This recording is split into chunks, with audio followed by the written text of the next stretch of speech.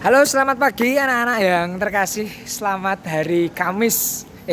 Ini hari Kamis Bapak merekamnya ya.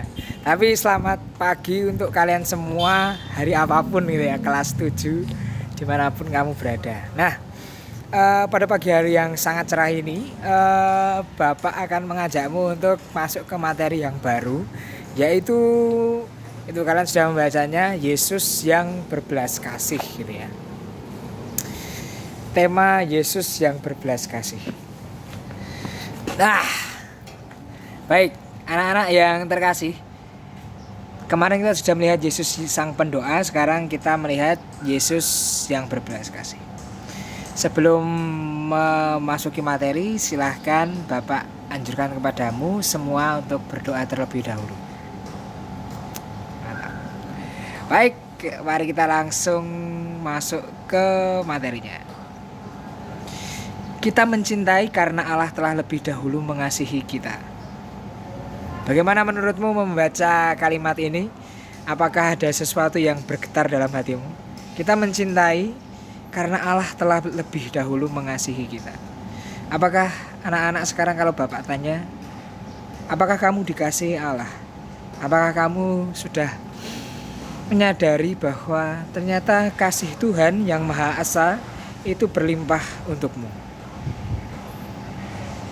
Nah, maka Bapak ingin mengajakmu untuk hening sejenak, pejamkan matamu dan putar kembali ingatanmu. Ingatan bahwa kamu pernah dikasihi. Mari kita coba hening sejenak meditasi. Dimanapun anak-anak berada, situasi apapun mohon Bapak minta kamu tenang, kamu memejamkan mata. Atur nafasmu supaya kamu tenang. Terasa ya nafas yang terburu-buru, tergesa-gesa. Cobalah untuk tenang.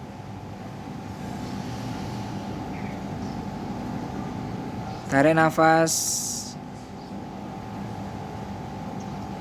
Hembuskan. Tarik nafas. Hembuskan. Dan cobalah itu hingga kamu menjadi tenang. Lalu ingat kembali peristiwa kasih yang pernah kamu alami, entah bersama orang tua, kakak, adik, saudara, ataupun sahabatmu. Bayangkan dalam ingatanmu hari apa itu, siapa saja yang terlibat, peristiwa khas apa, kamu sedang memakai baju apa, memakan makanan apa, dan lain sebagainya. Bayangkan itu dengan lebih hidup gitu ya. Rasakan sungguh pada saat itu kamu sedang mengalami peristiwa apa. Nah, sambil membayangkan itu, rasakanlah dalam hatimu perasaan dikasihi. Perasaan apa yang muncul? Damai, tenang, merasa diberkati, terharu, dan lain sebagainya. Cobalah lakukan ini. Video Bapak boleh di pause dulu, lakukan selama 5 menit atau 10 menit. Dan rasakan, alami apa yang kamu rasakan ketika kamu membayangkan peristiwa dikasihi itu. Nah oke, Bapak bayangkan ini kalian sudah melakukan meditasi, sudah membayangkan begitu ya, pengalaman ketika kamu dikasihi. Nah sekarang setelah kamu sudah membayangkan itu, tulislah pengalamanmu. Ceritakan peristiwa apa yang terjadi. Informatif saja, 1 paragraf tidak apa-apa. Lalu jangan lupa tuliskan perasaan yang muncul ketika kamu mengingat peristiwa itu. Nah, hal teknis yang Bapak bayangkan minimal 2 paragraf. Tulislah di buku catatanmu, tulis dengan rapi atau juga boleh diketik gitu ya. Setelah itu dikirimkan ke bagian penugasan. Oke. Nah, yang akan kita pelajari hari ini itu tadi hanya pengantar. 1, belajar dari Yesus yang berbelas kasih. 2, kasih di zaman ini tidak hanya sebatas omongan. 3, wujud-wujud mengasihi di masa remaja. Mari kita masuk. Belajar dari Yesus yang berbelas kasih. Ada 3 poin di sana. Poin pertama, Yesus punya keyakinan mendalam bahwa ia dikasihi oleh Allah. Karena Yesus sudah yakin sekali, yakin banget tidak tergoyahkan, dia juga bisa mengasihi dengan sangat besar. Dia bisa mengampuni bahkan mereka yang menyalibkan dirinya.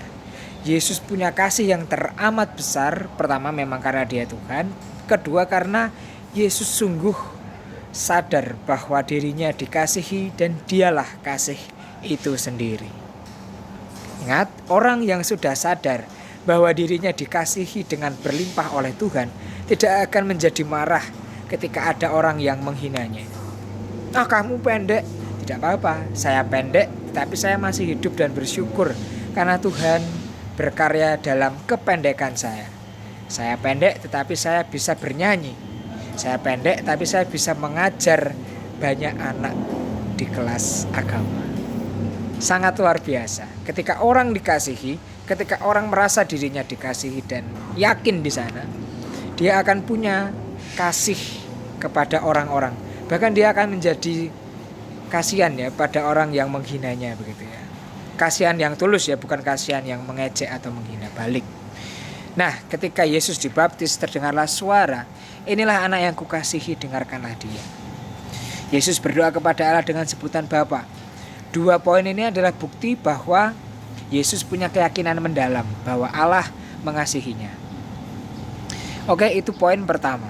Poin pertama, punyalah keyakinan bahwa dirimu dikasihi, maka seperti Yesus yang punya keyakinan yang sama, kamu juga akan lebih mudah untuk mengasihi. Oke, poin kedua, karena punya iman dan keyakinan itulah Yesus lebih lagi mengasihi manusia. Apa kata-kata Yesus? Jika pipi kirimu ditampar, berikan pipi kananmu, atau sebaliknya begitu. Itu maksudnya apa? Janganlah mendendam. Karena Tuhan Allah menerbitkan matahari untuk orang yang baik maupun yang jahat. Anak-anak juga punya salah dan dosa kepada orang-orang yang lain. Maka janganlah mendendam. Karena mengasihi itu lebih menghidupkan.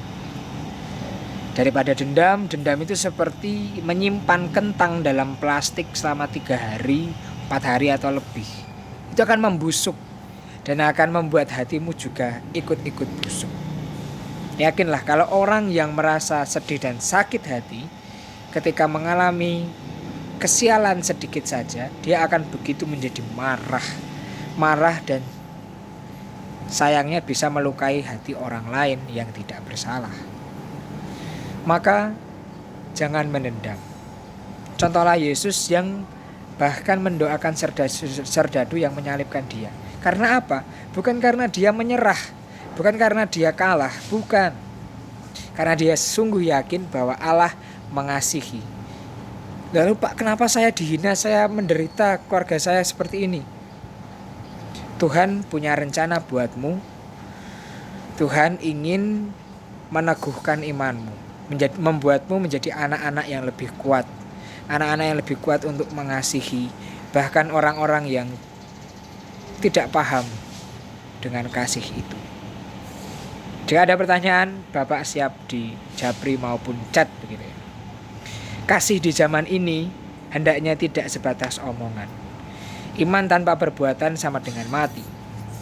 Maka berdoa dan mendoakan orang itu baik, tetapi apakah cukup? Hanya itu. Bertanyalah, sudahkah kamu berusaha menjadi bagian dari solusi? Jika ada persoalan di dalam keluarga, apakah kamu hanya marah kepada orang tua atau kamu menjadi bagian dari solusi? Solusi yang sesuai dengan usiamu ya. Jangan lalu kalau keluarga susah ini, saya harus bekerja. Oh bukan, solusinya kamu adalah belajar. Tidak menyia-nyiakan kesempatan yang sudah diberikan oleh orang tua dengan bekerja keras. Kamu sekolah ini membayar, maka jangan sia-siakan. Bapak juga digaji, Bapak juga mendapat banyak keuntungan dari mengajar. Maka Bapak sungguh-sungguh ingin berusaha memberikan yang terbaik dalam pelajaran. Nah, poin kedua, membedakan simpati dan empati. Kalau simpati itu hanya aku simpatik dengan kamu, berarti hanya perasaanku yang terdorong untuk kasihan ya. Kalau empati itu sekaligus dengan tindakan. perasaan juga terdorong, lalu juga mendorong seseorang melakukan sesuatu. Maka bedanya itu, simpati tidak ada perbuatan, empati dengan perbuatan. Contohnya seperti ini, kisah Yesus dan pemuda di Nain. Coba kamu buka halaman 112, Lukas 7, 11 sampai 17. Bagi yang membawa kitab suci dibuka juga. Ceritanya Yesus masuk ke sebuah kota. Ada iring-iringan membawa jenazah ya, berarti mayat orang yang sudah meninggal. Yang sudah meninggal adalah seorang pemuda di kota Nain. Ibunya yang adalah seorang janda, tidak punya anak lagi, tidak punya suami. Dia ditinggal sendirian. Bayangkan seorang perempuan ditinggal sendirian, sudah tua lagi. Yesus sungguh berbelas kasihan, terdorong hatinya untuk mengasihi pemuda itu dan juga ibu. Yesus tidak hanya lewat begitu ya, kasihan dan lewat, tetapi Yesus membangkitkan si pemuda. Yesus mengatakan kepada ibunya, jangan takut, jangan menangis. Lalu berkata kepada pemuda itu, bangunlah. Si pemuda itu bangkit dari mati. Yesus memang Tuhan. Dalam iman Katolik dan Kristen, Yesus adalah Tuhan. Tetapi untuk anak-anak yang tidak meyakininya tidak apa-apa. Hanya Bapak ingin mengatakan bahwa kita boleh merasa kasihan, tetapi apakah kita sudah melakukan sesuatu untuk menolong orang yang kita kasihani? Setidaknya menjadi solusi bagi persoalan. Itu yang harus kita contoh. Empati, belas kasih. Wujud-wujud mengasihi di masa remaja bagaimana? Kita kemarin sudah belajar berteman, berpacaran, bersahabat. Ketiga aktivitas ini selalu melibatkan kasih. Nah, apa yang harus kita lakukan secara konkret jika kamu dibenci dan dihina, atau ketika kamu dijauhi teman-temanmu? Bertanyalah mengapa ya kira-kira ya. Kalau kamu tidak salah, berarti teman-temanmu yang dia punya sesuatu yang membuat dia marah dan membencimu. Maka apakah kamu harus ikut membenci dia? Bapak rasa tidak. Karena membenci itu sama juga dengan melukai dirimu sendiri. Jika kamu dipukul bagaimana? Jangan membalas memukul, tapi kamu laporkan saja supaya anak itu diberi peringatan. Jika kamu dipukul lagi, kamu harus membela diri. Bagaimana sikapmu jika kamu marah dan sedih? Itu sangat wajar. Tetapi kamu punya pilihan lain, yaitu memaafkan dan berusaha tidak melukai orang. Mulailah dari hal sederhana, menyapa, tersenyum dan ramah pada teman yang baru, rendah hati mengakui kesalahan. Itu sederhana tapi sulit dilakukan, tapi Bapak mohon untuk dicatat supaya sewaktu-waktu jika kamu ingat, kamu mempraktekannya. Menyapa, tersenyum, dan rendah hati mengakui kesalahan. Membuang sampah pada tempatnya. Selamat belajar mengasihi anak-anak. Kasih membuat hidup orang berkelimpahan berkat. Tetapi kemarahan dan kesedihan menutup berkat hidup seseorang. Bapak tunggu kisahmu yang kamu tulis dan kirim di bagian penugasan. Selamat pagi.